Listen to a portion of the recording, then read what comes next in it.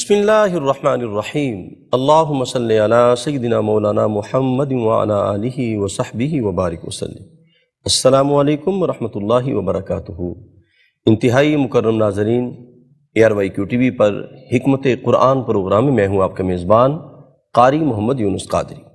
الحمدللہ الکبیر ٹاؤن اور ARYQ TV کے باہم اشتراک سے حکمت قرآن پروگرام پیش خدمت ہے۔ وہ کہاں شعرائے دنیا کی سخندانی میں ہے، وہ کہاں شعرائے دنیا کی سخندانی میں ہے، جو مزہ جو کیفیت آیات قرآنی میں ہے۔ وہ کہاں شعرائے دنیا کی سخندانی میں ہے، جو مزہ جو کیفیت آیات قرآنی میں ہے۔ اور جس کے دل میں کوئی بھی حصہ نہیں قرآن کا، جس کے دل میں کوئی بھی حصہ نہیں قرآن کا، دل ہے مثل خانہ ویران اس انسان کا۔ یہ فقط شعر و شاعری نہیں ہے، کریم آقا علیہ السلام کا فرمان عالی شان ہے، ان الذی لیس فی جوفہ شیء من القرآن کالبیت الخارب۔ فرمایا وہ سینہ، وہ دل ویران گھر کی طرح ہے جس میں قرآن نہیں ہے، وہ بیت خارب ہے۔ سامعین محترم، قرآن پاک سے جو بندہ جڑ جاتا ہے، رب کائنات اسے عظمتوں کے تاج عطا فرما دیتا ہے۔ حضرت قتادہ رضی اللہ تعالیٰ عنہ بیان کیا کرتے تھے، آپ فرماتے تھے اُمروا بہ قلوبکم وَأْمُرُوا بہ بیوتکم، قال اراہ یعنی القرآن۔ فرمایا قرآن کے ذریعے اپنے دلوں اور اپنے گھروں کو آباد کرو۔ نسائی شریف کی ایک حدیث پاک ہے، کریم آقا علیہ السلام نے فرمایا، حضرت انس رضی اللہ تعالیٰ عنہ سے مروی ہے، یہ وہ صحابی ہیں جو 10 سال دربار رسالت میں رہے۔ سبحان اللہ سبحان اللہ۔ آپ فرماتے ہیں قال رسول اللہ صلی اللہ علیہ وآلہ وسلم ان للہ اہلین من الناس۔ فرمایا لوگوں میں کچھ اللہ والے ہیں۔ قالوا من ہم یا رسول اللہ، اصحاب رسول نے عرض کی یا رسول اللہ وہ کون ہیں جو اہل اللہ ہیں، جو اللہ والے ہیں؟ قال اہل القرآن، کریم آقا علیہ السلام نے فرمایا وہ قرآن پڑھنے والے ہیں، ہم اہل اللہ وخاصتہ۔ فرمایا یہ اہل اللہ ہے اور اللہ کے خاص بندے ہیں۔ تو جو بندہ قرآن پاک پڑھتا ہے، سرکار دو عالم صلی اللہ علیہ وسلم نے فرمایا وہ اللہ کا خاص اور مقرب بندہ بن جاتا ہے۔ اللہ والا وہ ہوتا ہے جس دیکھے خدا یاد آ جائے۔ اور اللہ والا کون ہے؟ جو قرآن سے متعلق ہے، جو قرآن پڑھنے والا ہے، قرآن پاک پہ عمل کرنے والا ہے۔ الحمدللہ ہمارے ساتھ حکمت قرآن پروگرام میں جن سے ہم بہت کچھ حاصل کرتے ہیں اور قرآن و حدیث کا نور حاصل کرتے ہیں، معرفت کا نور حاصل کرتے ہیں، الحمدللہ ہمارے ساتھ حضور علیہ السلام کی آل کے شہزادے، مفسر قرآن، مفکر اسلام جناب حضرت علامہ پیر سید ریاض حسین شاہ صاحب قبلہ جلوہ فرما ہوتے ہیں۔ السلام علیکم ورحمۃ اللہ۔ وعلیکم السلام۔ جی ناظرین کرام، الحمدللہ آج ہم سورہ بقرہ کی آیت نمبر 28 اور 29 تلاوت کریں گے، اور اس کے اندر کیا گہر نایاب ہیں انشاءاللہ حضور قبلہ شاہ صاحب غواصی فرماتے ہیں، اور پھر اس سے ہم علم و حکمت کا نور حاصل کرتے ہیں۔ کیف تکفرون باللہ وکنتم امواتا فاحیاکم ثم یمیتکم ثم یحییکم ثم الیہ ترجعون هو الذی خلق لکم ما فی الارض جمیعا ثم استوى الی السماء فسواہن 7 سماوات وَهُوَ بِكُلِّ شَيْءٍ عَلِيمٌ۔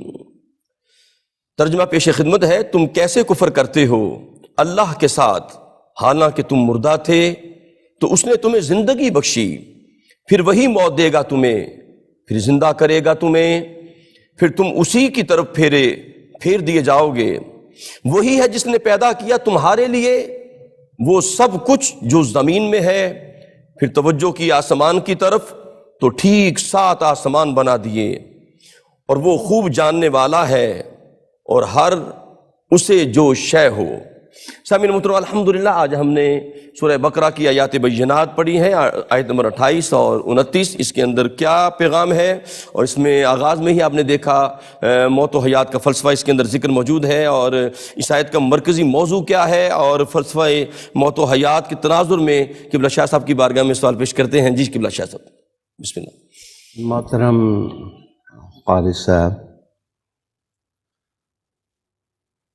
یہ حصہ قرآن حکیم کا جی جس کی آپ نے تلاوت کی الحمدللہ اور ترجمہ بیان فرمایا، الحمدللہ۔ اگر اس میں غور و فکر کیا جائے جی تو سب سے پہلے جس چیز پر میں روشنی ڈالنا چاہوں گا کہ بسم اللہ. قرآن مجید جا بجا دیکھیں گے جی کہ سب سے پہلے تخلیق کی بات کرتا ہے. اللہ اکبر. اس سے پہلے بھی آپ نے قرآن مجید کا جب تیسرا رکوع شروع ہوا یا ایھا الناس اعبدوا ربکم الذی خلقکم. ہاں ٹھیک. تخلیق کی بات کی. اللہ اکبر. تخلیق کے بعد دوسرا مرحلہ ہے جی وہ تزئین کائنات کا ہے ٹھیک. کہ اس نے صرف بنایا ہی نہیں، واہ واہ. کائنات کو آراستہ بھی کیا ہے، اللہ اکبر. اس کو زینت بخشی ہے. واہ واہ. پھر اس کے بعد ربوبیت کے نظام کی طرف جی اشارہ ہوا ہے، اور وہ بالکل سورہ فاتحہ کے آغاز میں کہا گیا کہ وہ رب العالمین بھی ہے. سبحان اللہ سبحان اور اللہ. پورے قرآن مجید میں آپ دیکھیں گے رب رب رب، رب رب. واہ واہ واہ. سبحان اللہ سبحان اس کا ذکر ہے کہ یہ وہ خالق کائنات ہی نہیں ہے، اللہ. جی وہ رب السماوات والارضین بھی ہے. اللہ اکبر. وہ تزئین بھی اسی کی طرف سے ہے، اور تخلیق بھی اسی کی طرف سے ہے، تربیت کے مراحل بھی وہی عطا فرماتا ہے. اللہ اکبر. پھر اس کے بعد تسویہ ہے.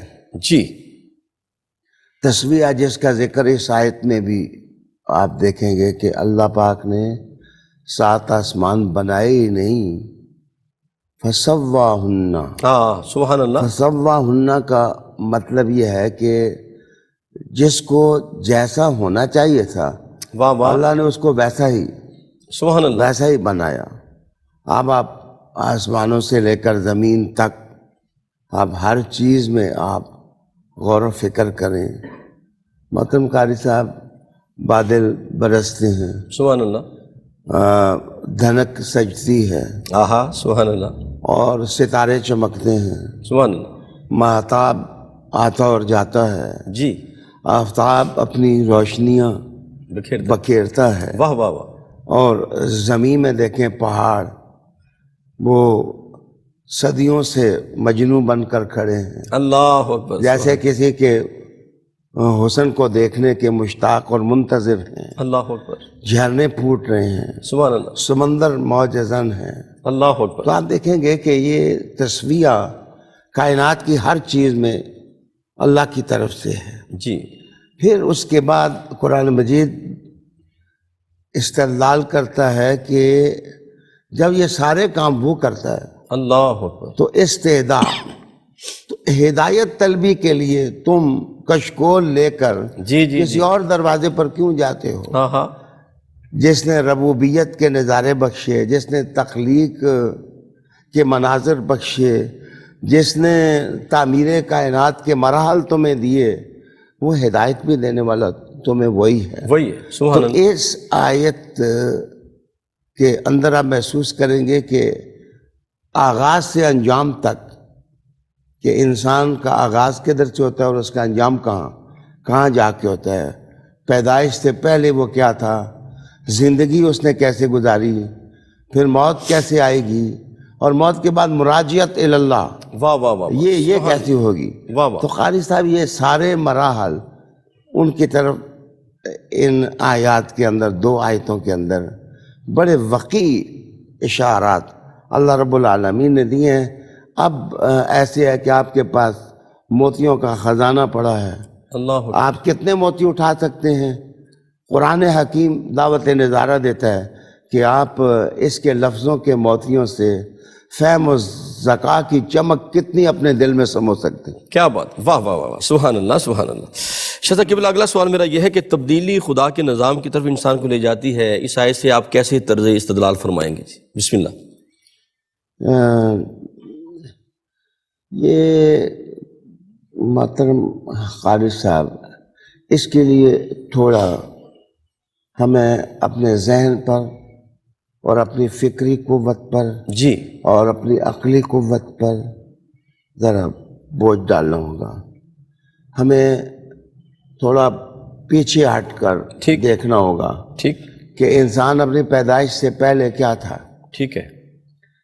اور وہ تو ذرے تھے چند، جی جو ہو سکتا ہے کہ وہ کسی سمندر میں پڑے ہوں، ہو سکتا ہے کسی درخت میں ہوں، ہو سکتا ہے وہ کسی مٹی کے اندر ہوں. صحیح. تو کوئی ذات ہے نا جو وہاں سے اکٹھا کر کے کروموسوم بناتی ہے، بنا کر کے ماں کے شکم میں اس کو منتقل کر دیتی ہے، اللہ اکبر. اور باپ کی پیٹھ سے ماں کے شکم تک. پھر وہاں تخلیق کے کیسے کیسے مراحل ہیں.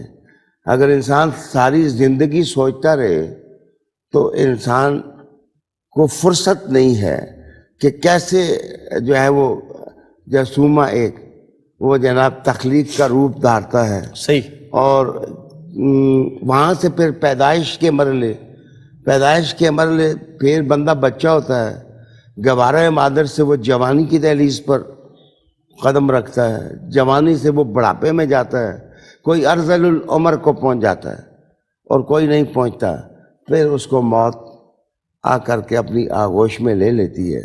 پھر قبر اور برزخ کی حیات ہے. اللہ اکبر. پھر یہ ایک طویل سفر ہے جو مبدا و معاد کے اسرار سربستہ قاری قرآن پر جو ہے وہ بے نقاب کر رہا ہے. اللہ اکبر. پھر وہاں سے چھوٹا سا جملہ ہے قرآن مجید کا، وَإِلَیْهِ تُرْجَعُونَ، آیا ہے. تم سب نے اللہ ہی کی طرف لوٹ کے جانا ہے. اس میں تبدیلی ہے. ٹھیک.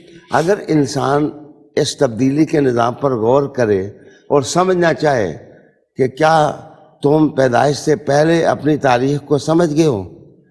تم کیا ماں کے پیٹ میں جب تھے کیا تم وہاں کے نظام کو سمجھ چکے ہو؟ اللہ اکبر. جب تم بچے بن کر تم کبھی خزاں اور کبھی سرما کے تھپیڑے کھاتے تھے، کیا تم اس نظام کو سمجھ گئے ہو؟ اللہ اکبر. جوانی کیا ہے؟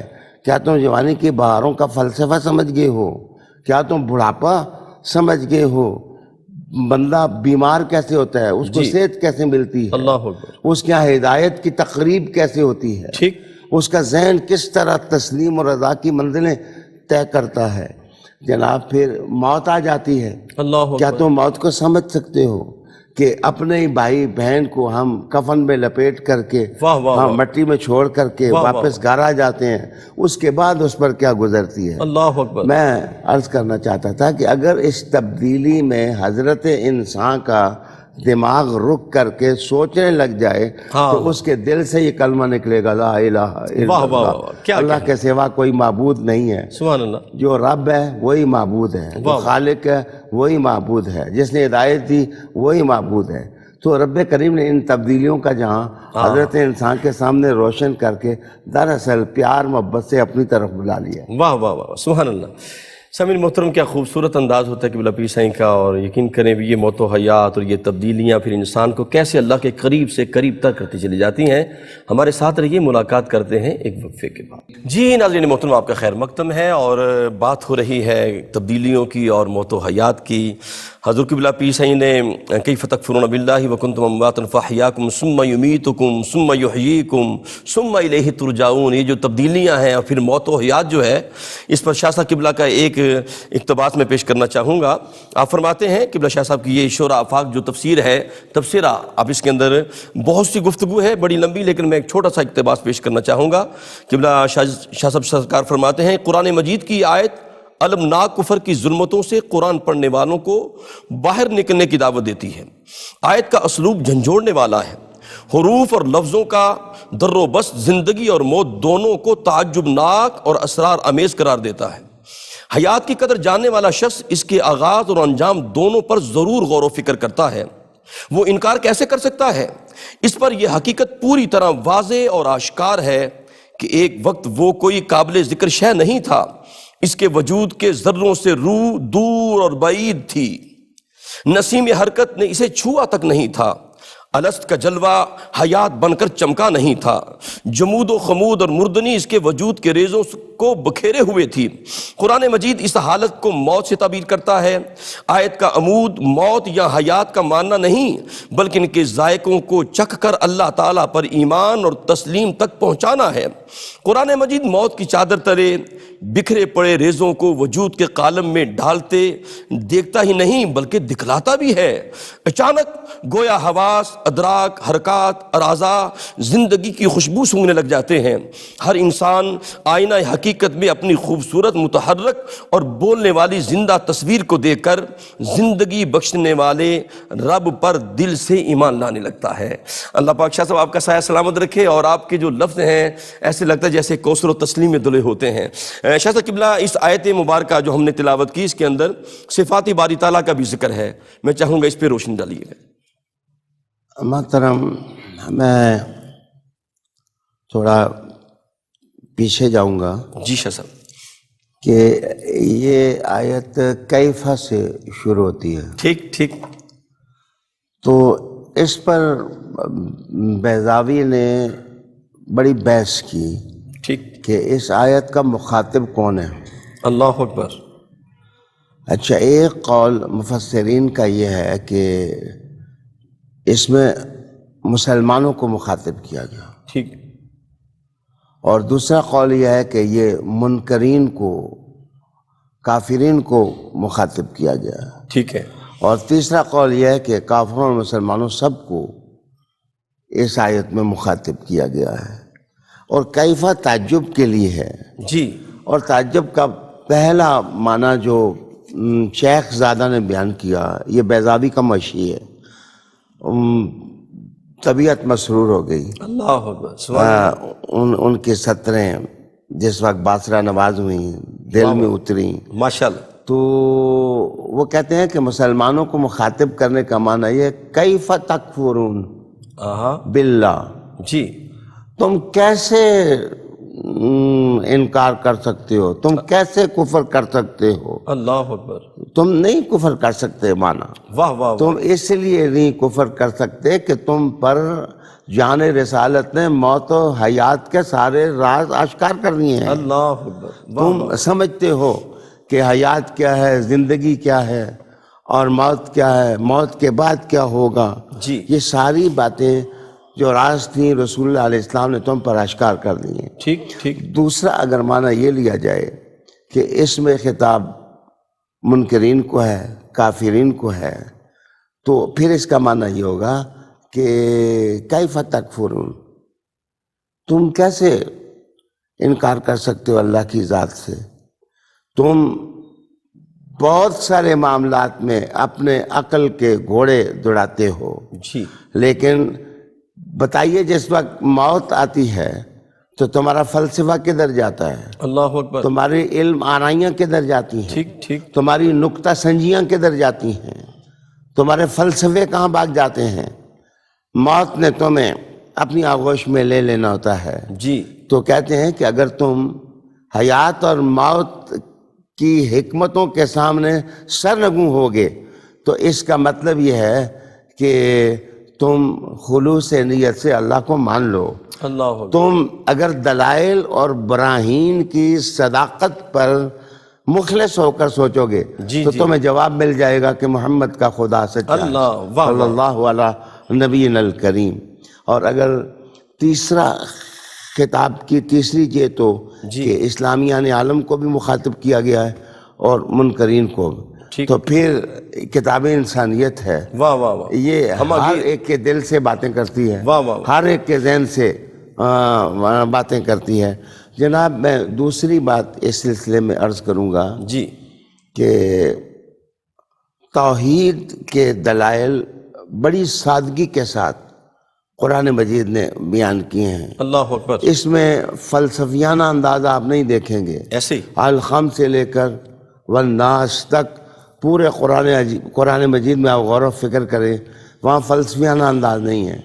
وہاں آپ کبھی اپنے مکان کی چھت پر کھڑے ہو کے آسمان کو دیکھیں، آپ کو سورج نظر آنے لگ جائے، آپ کے دل میں یہ خیال پیدا ہو جائے یہ روشنی دے رہا ہے، اس کا کوئی پیدا کرنے والا بھی تو ہے۔ کبھی آپ اپنی منڈیر پر کھڑے ہو کر رات کو چاند کو دیکھیں واہ کہ واہ، اس کی چاندنی دیکھ کر لوگ کس طرح گیت گاتے ہیں واہ واہ، اور کس طرح نغمے الاپتے ہیں، تو اس چاند کا خالق کون ہے؟ کبھی جس وقت آپ دیکھیں صبح پھولوں کی پتیوں پر اوس پڑی ہوئی ہو اور شبنم پڑی ہوئی ہو، جی، آپ اس کے راز میں جس واہ واہ، وقت گھس جائیں اور دیکھیں کہ یہ کیا نظام ہے، تو جناب اس سادگی کے انداز میں اور فطرت سے قریب رہ کر اللہ پاک نے توحید سکھائی ہے، واہ واہ، شرک سے منع کیا ہے۔ واہ واہ، جس وقت آپ اللہ سے محبت کرنے لگ جائیں گے تو پھر آپ کو مدینہ میں بیٹھے رسول کریم بھی سونے لگنے لگ جائیں کیا گے، بات، سبحان، پیار آپ کو آ جائے گا، واہ واہ، گویا محمد برائے جناب الہی، آہا، جناب الہی برائے محمد، واہ واہ، کہ یہاں قرآن پڑھیں تو حضور کی سمجھ آتی ہے، سبحان اور اللہ، حضور صلی اللہ علیہ وسلم کی ذات میں اتر جائیں تو خدا کی وحدانیت اور اس کے احد ہونے پر یقین سبحان اللہ، دل میں راسخ ہو جاتا ہے۔ اللہ اکبر، اللہ۔ شاہ صاحب قبلہ، اس آیت کریمہ کے اندر زمین و آسمان کا ذکر ہوا، اس سے مراد کیا ہے، اور علماء جدید اور علماء قدیم کی آراء کیا ہے؟ میں چاہوں گا اس میں موتی عطا فرمائیں جی۔ ہاں محترم قاری صاحب، بسم اللہ جی۔ یہ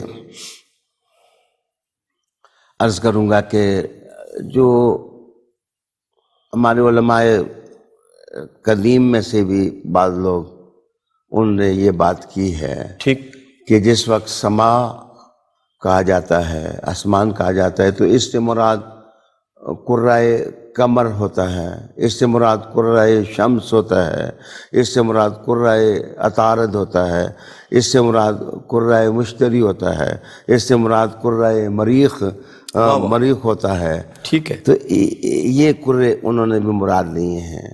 جدید جو سائنسدان ہیں ان کا خیال یہ ہے کہ اوپر جس وقت ہم فضا میں دیکھتے ہیں تو فضا کے عمیق اور گہرا ہونے کی وجہ سے ہمیں کوئی چیز نظر آتی ہے، ایز سچ وہ اسکائی کو یا آسمان کو نہیں مانتے، مطلق بلندی اس سے مراد لیتے ہیں، مطلق بلندی آسمان سے مراد لیتے ہیں۔ لیکن جس وقت ہم اسلامی ادب کا یا پرانی کتابوں کا مطالعہ کرتے ہیں تو 7 آسمانوں کا ذکر تو تورات میں بھی کیا گیا ہے، ٹھیک، 7 آسمانوں کا ذکر تو انجیل میں بھی کیا گیا ہے، 7 آسمانوں کا ذکر تو قرآن مجید نے بھی کیا ہے۔ تو آسمانوں کا ذکر بہرحال اسلامی ادب سے متعلق جتنی کتابیں ہیں ان کے اندر کیا گیا ہے، اور یہ معنی بھی لیا گیا ہے کہ اس سے مراد جہات علوی ہیں، یہ جتنی اوپر والی جہتیں ہیں، وہ جتنی چیزیں آتی ہیں وہ سب سما ہی میں آتی واہ ہیں، واہ، اور زمین کے نیچے جتنی چیزیں ہیں وہ اسفل کی طرف آپ جائیں، نیچے کی طرف جائیں تو وہ ارض میں مراد لی جاتی ہیں۔ صحیح، اب اگر آپ کہیں کہ معنی آسمان کا اور زمین کا سمجھ آ گیا جی، تو پھر جواب یہ ہوگا کہ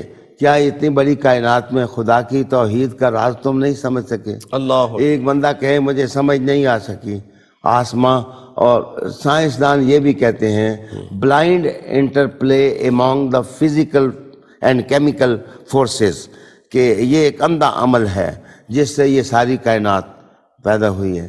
محترم قاری صاحب، اگر اندھا عمل ہوتا تو خچر کا بچہ گھوڑا ہوتا، گھوڑے کا بچہ اونٹ ہوتا، اونٹ کا بچہ، اس کا مطلب ہے بلائنڈ انٹرپلے نہیں ہے، کسی حکیم ذات کا یہ سب کچھ بنایا ہوا ہے، اور اسی کی طرف یہ ناطقانہ اشارہ ہے اور حکیمانہ اشارہ ہے کہ اللہ رب العالمین وہ ہے جس نے تمہارے لیے سب کچھ پیدا کیا۔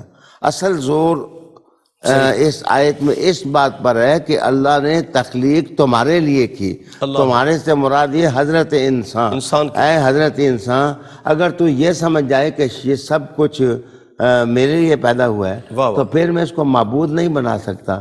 اپنے نوکروں کی کوئی عبادت نہیں کیا کرتا، وہ تو نوکر ہوتے ہیں۔ رب نے کہا ساری کائنات تو تیری ہم نے نوکر بنا دی ہے، تو پتھروں کے سامنے جھکنے لگ گیا، تو آگ کے شعلوں کو سلامیاں دینے لگ گیا، تو اصنام کے سامنے جو ہے وہ ناسیہ فرسائی کرنے لگ گیا۔ مراد یہ ہے کہ اللہ رب العالمین نے انسان کو ذہن سے، ہاتھ سے، دل سے پکڑ کر کے اسے اپنی حریم قدس میں لے آیا کہ ماننے کی جگہ یہی ہے کہ تو تسلیم کر لے لا الہ الا اللہ کیا بات، سبحان اللہ، رسول اللہ صلی اللہ علیہ وسلم۔ ناظرین کرام، آپ دیکھتے ہیں کہ کائنات کی ہر چیز حضرت انسان کے لیے بنائی ہے، وَسَخَّرَ لَكُمُ اللَّيْلَ وَالنَّهَارَ وَالشَّمْسَ وَالْقَمَرَ، لیکن حضرت انسان کے لیے کیا کہا؟ فرمایا وَمَا خَلَقْتُ الْجِنَّ وَالْإِنسَ إِلَّا لِيَعْبُدُونَ، فرمایا ہم نے حضرت انسان کو اور جن و انس کو پیدا کیا ہے اپنی عبادت کے لیے۔ کائنات کی ہر چیز انسان کے لیے ہے اور انسان کو رب کائنات کے لیے بنایا۔ ناظرین کرام، ہمارے ساتھ رہیے، ملاقات کرتے ہیں ایک وقفے کے بعد۔ جی ناظرین کرام، آپ کا خیر مقدم ہے، ہماری خوش بختی ہے، الحمدللہ ہمارے ساتھ حضور قبلہ شاہ صاحب جلوہ فرما ہے اور علم حکمت کا دریا رواں ہے۔ شاہ صاحب قبلہ، آج جو آپ نے درس عطا فرمایا ہے، میں چاہوں گا کہ مجموعی طور پر اس کے نتائج کو آپ کیسے ضبط کریں گے، ذرا روشنی ڈالیے۔ جس وقت میں کوشش کرتا ہوں کہ ان دو آیتوں سے نتائج اخذ کروں، ان کو منضبط کروں، جی، تو سب سے پہلی چیز جو میں کہہ سکتا ہوں وہ قاری صاحب یہ ہے کہ ہم اپنی زندگی کو سمجھیں یہ اللہ کی نعمت ہے، اللہ اکبر، واہ واہ، اور موت کو بھی ہم سمجھیں کہ یہ ہمارے سفر کا ایک مرحلہ ہے جی جس سے ہر آدمی نے گزرنا ہے۔ جس وقت ہم اللہ تعالیٰ کی نعمتوں کو سمجھ جائیں گے کہ حیات بھی نعمت ہے، موت کو بھی محل نعمت میں بیان اللہ رب العالمین نے کیا، اللہ، پھر اس سے آگے اسی سلسلے کو بڑھائیں، آسمانوں کا ذکر، جی جی، اور اسی سے آپ آگے بڑھیں تو زمین کا ذکر، زمین کے نظاروں کا ذکر، ہواؤں کا ذکر، یہ ساری چیزیں اللہ رب العالمین نے محل نعمت میں ذکر کی کہ اے حضرت انسان، تجھے ایک ٹھیک اپنا بندہ بنانے کے لیے یہ سب کچھ میں نے عطا کیا ہے۔ تو اتنی نعمتوں کا بے محابہ استعمال کر کے تو چھوٹا سا سبق بھی نہیں سیکھ سکتا کہ اللہ کو رب مان لے اور معبود مان لے اور محمد صلی اللہ علیہ وسلم کی رسالت پر یقین کر لے واہ واہ، اور ان سے رہنمائی لینے لگ جائے، اور جس طرح زندگی گزارنے کے ان اسلوب دیے تو ان کو تسلیم کر لے۔ اس آیت میں ایک اور چیز بھی کہی گئی کہ ہر چیز کا علم اللہ کے پاس ہے، سبحان اللہ، ہر چیز کا علم اللہ کے پاس ہے۔ قاری صاحب، آپ اور میں بات کر رہے ہیں، جی شاہ جی، گفتگو کر رہے ہیں، جی پی صحیح، کیا ہم چھوٹا سا بھی اختیار رکھتے ہیں کہ یہ گفتگو ہم خود بخود آگے بڑھائیں؟ نہیں، نطق میں اللہ اکبر، نطق ڈالنے والا بھی اللہ ہے، اللہ اکبر، اللہ حروف زبان پر جاری کرنے والا بھی اللہ ہے، واہ واہ، اور انسان کے دل کو حرارت ایمان سے آراستہ کرنے والا بھی اللہ ہے، اللہ ہے، انسان کو عمل صالح دینے والا بھی اللہ ہے۔ اللہ پاک نے عمود تفسیر کے طور پر یہ کہا کہ سب علم اس کے پاس ہے، معنی یہ کہ انسان تھوڑی دیر کے لیے اللہ کے سامنے اپنے آپ کو محتاج کر لے، سرنگوں کر لے۔ جس وقت تو سرنگوں ہوگا تو اللہ کی طرف سے وہ علوم، معارف اور معارف کی روشنیاں تیرے دل میں ڈالی جائیں گی کہ اس کا اندازہ لفظوں میں بیان ہی نہیں کیا جا سکتا۔ اللہ اکبر، اللہ۔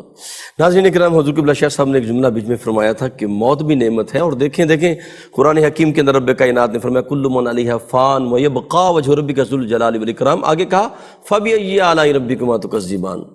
تو بات یہ ہے کہ یہ موت بھی نعمت ہے، کیونکہ موت کے دروازے کو کراس کریں گے تو قبر میں دیدار مصطفیٰ ہوگا نا۔ اعلیٰ حضرت فرماتے ہیں مر کے پہنچا ہوں یہاں اس دل ربا کے واسطے۔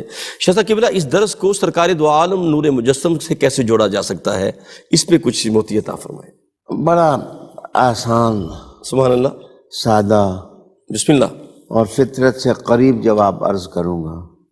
جب ان آیات میں سے یہ موضوع اٹھایا گیا سبحان اللہ، کہ آیات بھی نعمت ہے، زندگی بھی نعمت ہے، واہ واہ، اور آسمان کے نظارے بھی نعمت ہیں، اور زمین کے نظارے بھی نعمت ہیں، تو ان ساری کائنات میں سب سے بڑی ہستی کون سی ہے جو شاہکار تخلیق ہے؟ جواب ہے وہ محمد رسول اللہ صلی اللہ علیہ وآلہ وسلم۔ جب چھوٹی نعمتوں پر بھی اللہ کا شکر لازم ہے تو حضور جیسی بڑی نعمت اللہ نے ہمیں عطا کی، اس پر تو بدرجہ اولا اللہ کا شکر ادا کرنا پڑتا کیا کہنے، سبحان اللہ، سبحان اللہ۔ اور ناظرین کرام، رب کائنات کی نعمتوں کا کوئی بندہ شمار نہیں کر سکتا، لیکن نعمت مصطفیٰ ایسی ہے کہ خود خالق کائنات نے فرمایا لقد من اللہ علی المؤمنین اذ بعث فیہم رسولا۔ شاہ صاحب قبلہ، انسان اس آیت کی روشنی میں اپنا مقام کیسے متعین کر سکتا ہے؟ میں چاہوں گا آخر میں پیغام کی صورت میں جواب عطا فرمائیں۔ ایک بڑی خوبصورت بیان کی جہت ہے جی جو قرآن مجید کے ان آیات میں ہم ملاحظہ کر سکتے ہیں۔ هو الذی خلق لکم، اس نے تمہارے لیے پیدا کیا، اللہ نے تمہارے لیے پیدا کیا۔ اس کا مطلب یہ ہے کہ ساری کائنات ارضی و سماوی اور کائنات تکوینی میں جو کچھ تمہیں نظر آتا ہے اس میں شوق و شنگ نظارے ہیں، واہ واہ۔ اس میں رنگوں کی کائنات ہے، اس میں ہوائیں ہیں، اس میں مستقل فضائیں ہیں، جی اس میں پہاڑ ہیں، پربت ہیں، سب کچھ ہیں، لیکن انسان تجھ سے نیچے نیچے ہے۔ واہ واہ۔ اور جب انسان اپنے اس مقام کو سمجھ جائے کہ اللہ نے ساری کائنات میرے لیے پیدا کیا ہے، تو اس کو کسی چھوٹی چیز سے دل نہیں لگانا چاہیے، ساری کائنات کے مالک کے ساتھ اس کو دل لگانا چاہیے۔ واہ واہ۔ یہاں سے یہ سوچ ہی انسان کے دل کو دائمی ذاکر بنا دے گی اللہ تعالیٰ کا، اور انسان ہر وقت عبادت میں رہنا، ذکر میں رہنا، رسول اللہ علیہ السلام کی اطاعت میں رہنا اپنے لیے مقصود حیات بنا لے۔ شاہ صاحب قبلہ، یہ جو سوچ کی آپ نے بات کی ہے کہ یہ سوچ اللہ سے لو لگانے والی ہر انسان میں نہیں آتی، اس کا ذریعہ کیا ہے کہ یہ لو لگ جائے، اس تک پہنچ جائے، انسان کی رسائی ہو جائے؟ بہت اچھا سوال آپ نے کیا جی قاری صاحب۔ اپنی چھوٹی سی زندگی جو اللہ نے مجھے نصیب کی ہے، ٹھیک، مجھے سب سے زیادہ فائدہ قرآن حکیم، اللہ اکبر، کتاب حیات کی صحبت میں رہنے نے دیا۔ واہ واہ واہ۔ کبھی لفظوں کو پڑھیں۔ میرے استاد محترم علامہ شیخ القرآن عبدالغفور ہزاروی صاحب علیہ رحمہ آخری عمر میں یہ شعر پڑھتے تھے: نہ وہ شوق منطق و فلسفہ، نہ وہ ذوق فن مناظرہ، میرے دل سے یار کی یاد نے جو پڑھا لکھا تھا بلا دیا۔ اللہ انسان کتابیں پڑھ پڑھ پڑھ کے کرم کتابی بن جاتا ہے، لیکن سوائے جھگڑوں کے اور سوائے ذہول کے، شکست کے، کوئی ہاتھ میں نہیں آتا۔ لیکن جس وقت آپ مخلص ہو کے قرآن میں ڈوب جائیں، قرآن مجید ماں سے بھی زیادہ شفقت کا سہارا دے دیتا ہے۔ دوسری چیز کہ آپ کی زندگی میں کوئی گائیڈ ہونا چاہیے، سبحان اللہ، سبحان اللہ، کوئی گائیڈ ہونا چاہیے جو آپ کی پیٹھ پر ہو، سائیں ہونا چاہیے بندے کا۔ اللہ اکبر، جو ایک دفعہ میرے والد گرامی نے آخری عمر میں مجھے کہا، اور یار سائیں چاہے ذرا مجھے جوتے پہنا، تو میری والدہ صاحبہ کہنے لگی یہ عالم دین ہو گیا ہے، جی اس کو ذرا پیار سے مخاطب کر لیا کریں۔ تو میرے والد گرامی نے کہا کہ بی بی، زندگی میں ایک بندہ ایسا ہونا چاہیے جو تو کہے۔ اللہ، اگر سارے جو ہے نا ہاتھ باندھ کے سامنے آئے، ہاتھ چومیں، تو نفس کیسے ٹھیک ہوگا؟ کیا بات ہے قاری صاحب، ایک بندے کا سائیں ہونا چاہیے، مرشد ہونا چاہیے جو اس کو۔ شاہ جی کیا کہنے، کیا بات۔ شاہ جی قبلہ، ساری دنیا آپ کو شیخ الاسلام، مفکر اسلام، مناظر اسلام، شیخ الحدیث، لیکن یہ استاد کے درجہ ہے، وہ آپ کو ریاض شاہ کہہ سکتے ہیں، یہ بہت بڑا درجہ ہے، اور یہ آواز پھر کان ترستے ہیں کاش ایسی آواز مل جائے۔ ناظرین اکرام، بہت خوبصورت گفتگو اور اختتام کی جانب بڑھتے ہیں۔ گائیڈنس جو ملتی ہے نا، جب بندے کو کوئی گائیڈ ہو جائے اس کا، اور اگر گائیڈنس دربار مصطفیٰ سے ملے، تو پھر آخری جملہ میرا سنیے گا، سیدنا عمر فاروق رضی اللہ تعالیٰ عنہ فرماتے ہیں کہ جب سرکار دو عالم کی گائیڈنس نہیں تھی تو میں 6 اونٹ چراتا تھا تو وہ بھاگ جاتے تھے، میرا باپ خطاب مجھے ڈنڈے مارتا تھا، کہتا تمہیں اونٹ بھی چرانے نہیں آتے۔ جب انہیں گائیڈنس ملی دربار مصطفیٰ سے، حضور کی غلامی میں آ گئے، تو پھر 26 لاکھ مربع میل کو صراط مستقیم پہ کھڑا کر دیا۔ تو جب کوئی گائیڈنس مل جاتی ہے، جب کوئی رہنما مل جاتا ہے، تو زندگی میں نور آ جاتا ہے۔